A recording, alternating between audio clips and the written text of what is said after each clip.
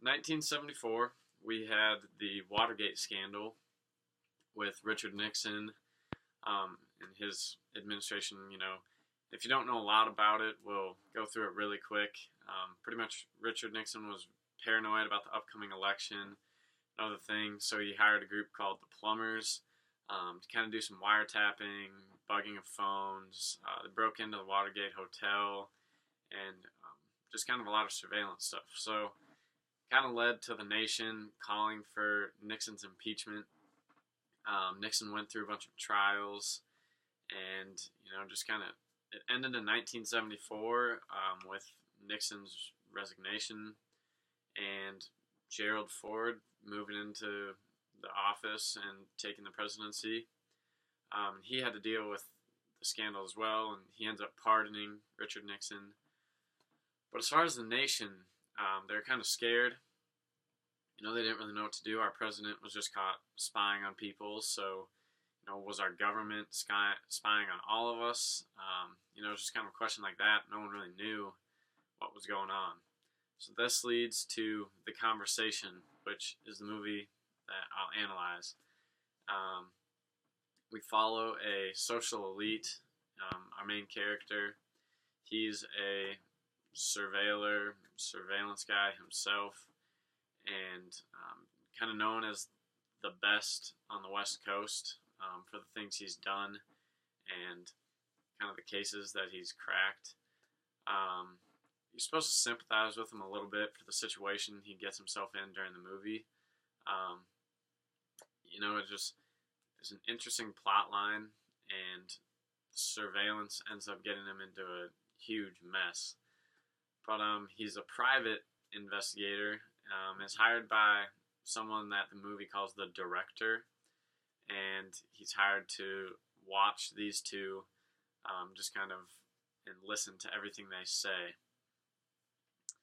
So the national morality at the time, surveillance just kind of seems like a social norm. This is a surveillance convention where they're just selling a bunch of spying gear, and it's just kind of everyone sees it as a normal thing. Like, if you want to know if your wife's cheating on you while you're on vacation, just buy our equipment and you'll know. I mean, it's just that type of stuff, and so very kind of weird, and yeah. So the camera shots are a lot of deep focus shots where it's just kind of the big one shot of the room. You just kind of focus on the people yourself and do what they do, and there again, it's just wide shots. There's no blurred stuff where they just want you to focus on one main thing. None of that. It's just all deep focus shots. So for the most part, it's just one camera kind of moving around with the crowd, with the action, that type of stuff. Every once in a while, you'll get different camera angles and stuff like that, but really just one camera for the most part. The storyline is definitely invisible. There's no really set out narrative. You just kind of watch for yourself and decide what you think is going on, and just kind of see for yourself. The music, a lot of jazz, a lot of saxophone and stuff, and it gives it kind of a mysterious quality. Kind of leaves a mellow mood, but definitely that mysterious feeling, which goes along with the entire movie and the plot of the movie. The movie itself deals with a lot of irony. And I think it really plays off of Watergate very well.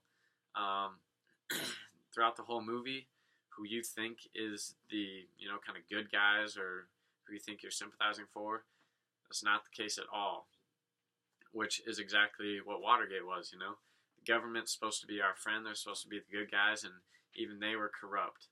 And then as far as this is the best surveillance guy on the West Coast, and in the end he ends up walking into a situation where he's getting bugged, and it drives him absolutely insane to the point where he tears up his entire apartment looking for what's the source, and can't find it, showing that no one's safe. I mean, if he's the best and he's getting bugged, then obviously anyone can get bugged.